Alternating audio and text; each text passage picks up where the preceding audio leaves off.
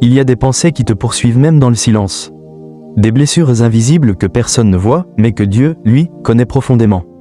Et si je te disais que ta paix intérieure ne dépend pas de ton environnement, mais de l'état de ton esprit? Dans Matthieu chapitre 5 verset 8, Jésus déclare « Heureux ceux qui ont le cœur pur, car ils verront Dieu ». Ce n'est pas une promesse symbolique, c'est une vérité spirituelle, une clé. Car tant que ton esprit est encombré, pollué, agité, tu avances dans le brouillard, même en chantant des louanges. Aujourd'hui, Dieu veut parler à ton âme. Il veut purifier ton esprit, non pour te juger, mais pour t'élever, pour que tu avances, pour que tu vois clairement, pour que tu entres dans la vie qu'il a préparée pour toi. Ce message n'est pas un enseignement de plus. C'est une convocation divine, une invitation au changement, une lumière qui va pénétrer jusqu'aux coins les plus enfouis de ta conscience. Dans cette vidéo, nous allons explorer ensemble 15 enseignements puissants directement tirés de la Bible que Dieu utilise pour purifier l'esprit de ceux qui l'appellent à marcher avec lui. Ces révélations ne sont pas présentées au hasard. Elles forment un chemin, une progression du plus fondamental au plus profond. Chaque vérité est comme une pierre posée par Dieu lui-même pour te faire sortir de la confusion, de la peur, du mensonge et t'emmener vers la liberté de l'esprit. Et je te le dis, reste jusqu'au dernier enseignement. Car ce dernier est celui que l'ennemi ne veut jamais que tu comprennes. Celui qui transforme, qui délivre, qui élève. Mais avant d'aller plus loin, je veux t'inviter à faire un premier pas. Si tu ressens déjà que ce message touche quelque chose en toi, alors like cette vidéo, abonne-toi à Lumière du Royaume et écris en commentaire cette phrase. Je veux que Dieu purifie mon esprit. Ce simple acte, ce simple engagement peut marquer le début d'un nouveau chemin spirituel. Et surtout, reste jusqu'à la fin.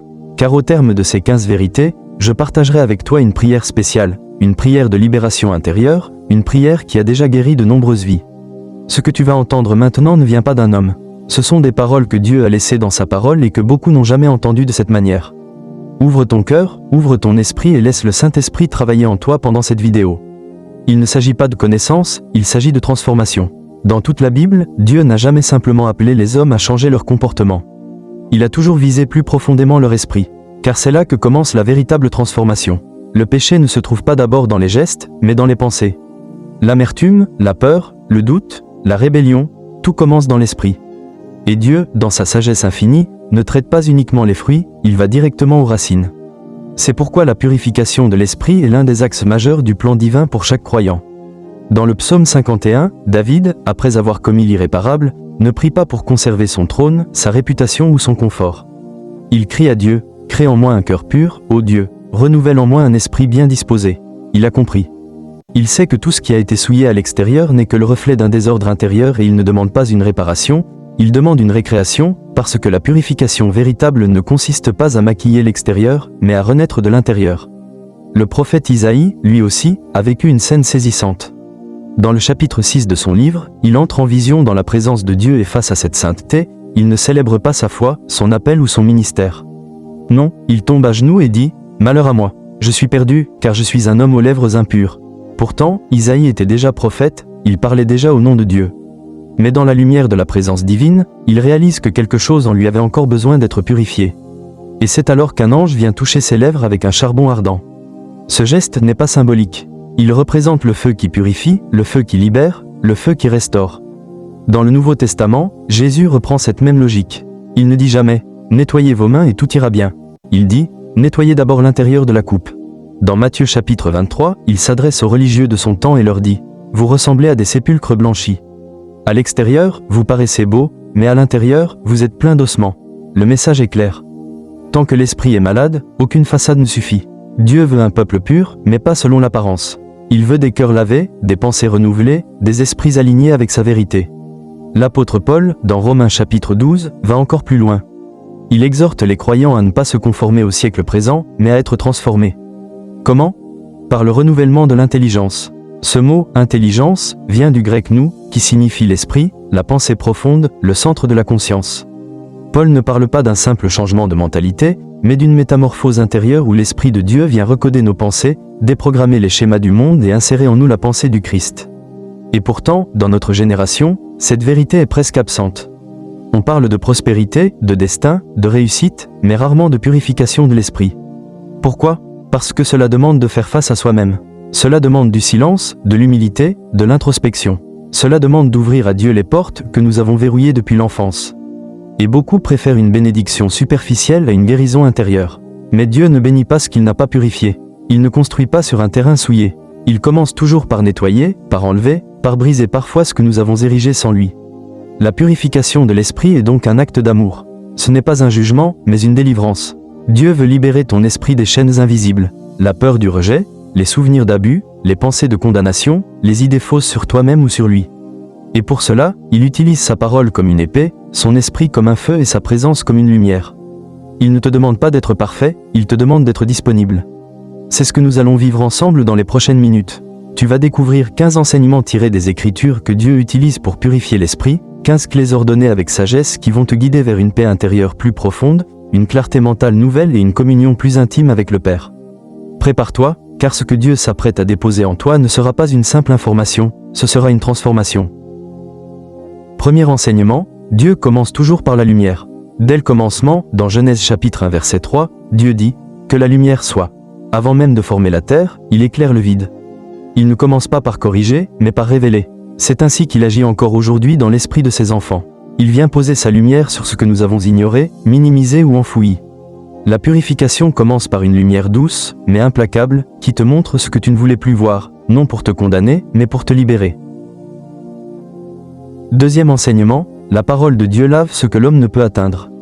Dans Jean chapitre 15 verset 3, Jésus dit à ses disciples « Déjà vous êtes purs à cause de la parole que je vous ai annoncée. » La parole de Dieu n'est pas un simple texte, c'est une eau vivante.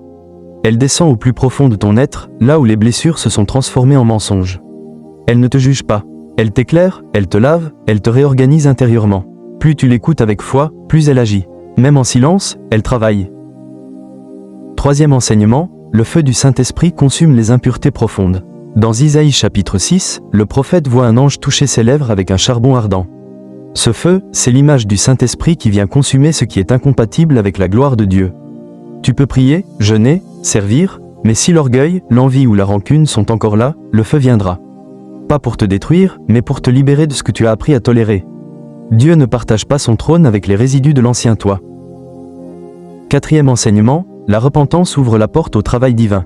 David l'a compris lorsqu'il a crié dans le psaume 51, « Crée en moi un cœur pur, ô Dieu ». Il ne cherchait pas à se justifier, mais à être transformé. Trop de croyants veulent le pardon sans la purification. Mais Dieu ne purifie que ce qu'on lui confie. La repentance n'est pas un moment émotionnel. C'est une porte ouverte que l'on laisse à Dieu pour qu'il entre dans notre esprit et le répare. Cinquième enseignement, le pardon débloque la circulation de l'esprit. Dans Matthieu chapitre 6 verset 14, Jésus dit « Si vous pardonnez aux hommes leurs offenses, votre Père céleste vous pardonnera aussi. » Un esprit qui garde l'offense devient un terrain fermé. Beaucoup cherchent la paix, mais refusent de pardonner, et cela empêche l'Esprit de Dieu d'agir pleinement. Le pardon, même silencieux, même incompris, est un acte de puissance spirituelle. Il libère l'espace intérieur que Dieu attend pour y poser sa paix. Sixième enseignement, l'humilité attire la grâce qui transforme. Jacques chapitre 4 verset 6 déclare « Dieu résiste aux orgueilleux, mais il fait grâce aux humbles. L'esprit orgueilleux est bruyant, agité, fermé. L'esprit humble, lui, est souple, disponible, prêt à recevoir. Dieu ne peut remplir que ce qui s'abaisse. Tant que tu te crois capable de tout porter seul, il attend. Mais dès que tu dis « Seigneur, je ne peux plus, viens », alors son esprit descend et commence à purifier ce que tu n'arrivais même plus à identifier. Septième enseignement, le Saint-Esprit ne condamne pas, il révèle. Dans Jean chapitre 16 verset 8, Jésus explique que l'Esprit convaincra le monde en ce qui concerne le péché, la justice et le jugement. Mais cette conviction n'est pas une accusation, c'est une lumière. Le Saint-Esprit ne te montre pas tes fautes pour te rabaisser, mais pour t'élever. Il dit « Regarde ce qui te lie. Maintenant, laisse-moi t'en libérer. » Il ne frappe pas, il révèle, il attire, il façonne. Nous venons d'explorer 7 fondements puissants, ces vérités qui, si elles sont méditées, peuvent déjà bouleverser ton quotidien. Mais ce n'est que le début, car les 8 enseignements suivants vont plus loin. Ils touchent des zones encore plus profondes, des zones où Dieu agit dans le silence, dans la nuit, dans l'attente. Reste concentré, car ce que nous allons voir maintenant est réservé à ceux qui veulent aller jusqu'au bout du processus divin. Huitième enseignement, Dieu utilise l'épreuve comme révélateur intérieur. Dans Deutéronome chapitre 8 verset 2, Dieu dit à Israël « Je t'ai fait passer par le désert pour t'éprouver et savoir ce qu'il y avait dans ton cœur. » L'épreuve n'est jamais le fruit du hasard. C'est un miroir. Quand tu perds, quand tu doutes, quand tu es seul, ce qui est caché en toi remonte. Non pour t'écraser, mais pour que tu le vois avec les yeux de Dieu. L'épreuve est une lumière déguisée. Elle te montre ce que la paix t'a appris à dissimuler et Dieu s'en sert pour purifier, corriger, réaligner. Neuvième enseignement, le silence de Dieu est parfois une salle d'opération.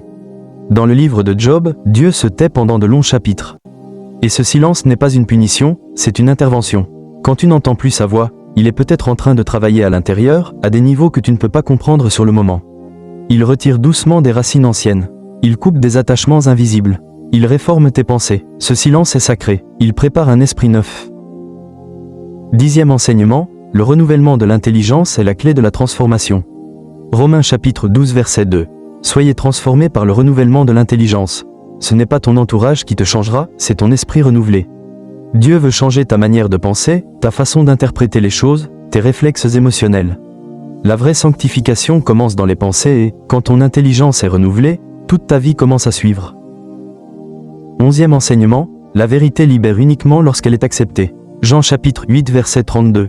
Vous connaîtrez la vérité et la vérité vous affranchira. Mais cette vérité ne t'affranchit que si tu l'acceptes. Beaucoup entendent la vérité, mais la rejettent intérieurement. Dieu ne force jamais, il propose, il montre. Mais c'est toi qui dois dire, oui, Seigneur, je reconnais, j'accepte. C'est dans cette acceptation humble que la libération commence. 12e enseignement, le brisement est une stratégie d'amour. Dans Psaume 34 verset 19, l'Éternel est près de ceux qui ont le cœur brisé. Dieu ne méprise pas tes larmes. Au contraire, il les utilise. Parfois, il permet que tu sois brisé, non pour te détruire, mais pour te reconstruire autrement. Ce qui est brisé devient plus sensible, plus vrai, plus disponible. Le brisement n'est pas un accident, c'est une réponse à une prière que tu as oubliée. Seigneur, change-moi. 13e enseignement, Dieu renouvelle l'esprit en profondeur par son esprit. Ézéchiel chapitre 36 verset 26. Je vous donnerai un cœur nouveau et je mettrai en vous un esprit nouveau. Tu ne peux pas purifier ton propre esprit. Ce que Dieu veut faire en toi dépasse ta volonté, ta force, ton intelligence. C'est une œuvre surnaturelle. Quand tu te rends, quand tu ouvres ton être intérieur, son esprit descend et crée en toi un esprit nouveau. C'est un miracle silencieux, mais radical. 14e enseignement, la communion avec Dieu restaure l'ordre intérieur.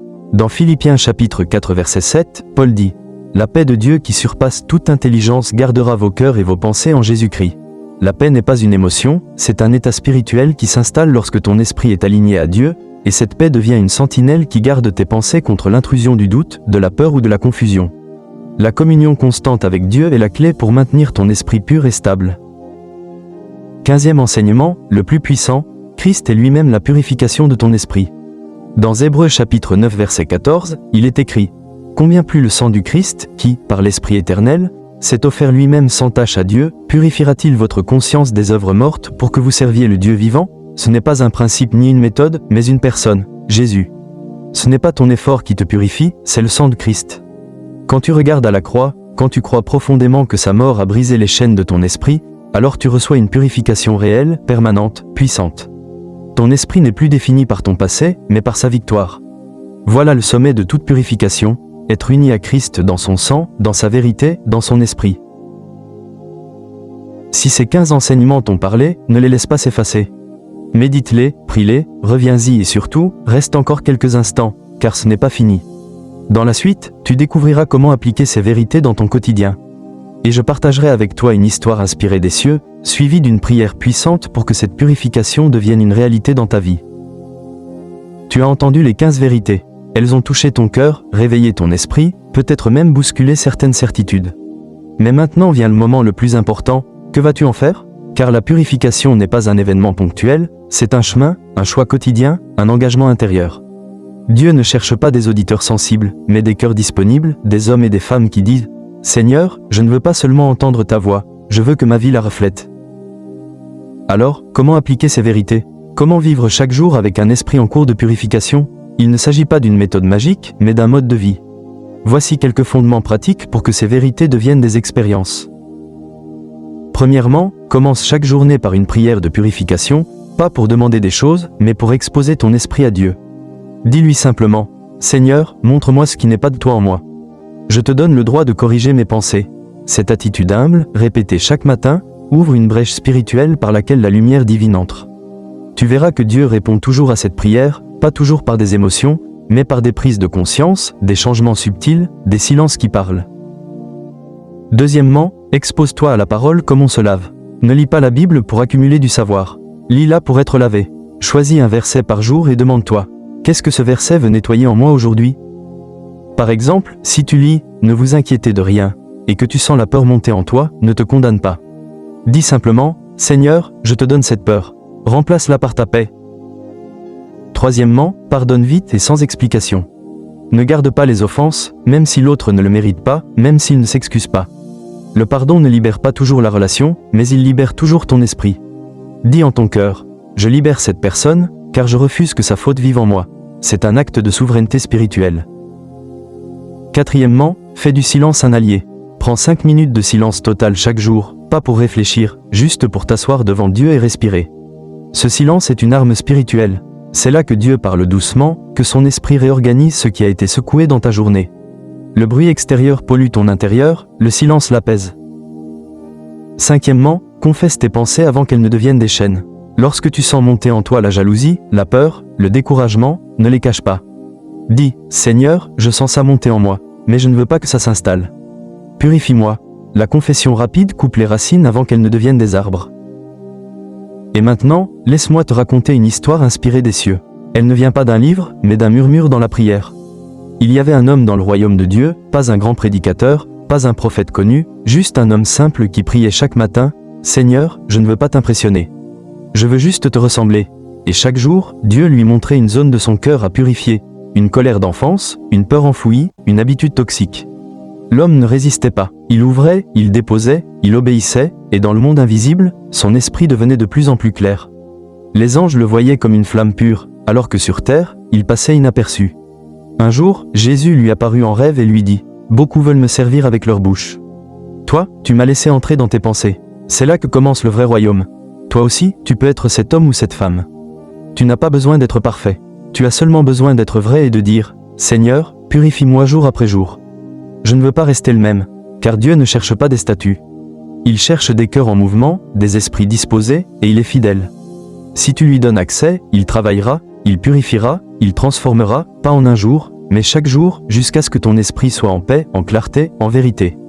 N'oublie jamais, ce que Dieu commence, il l'achève.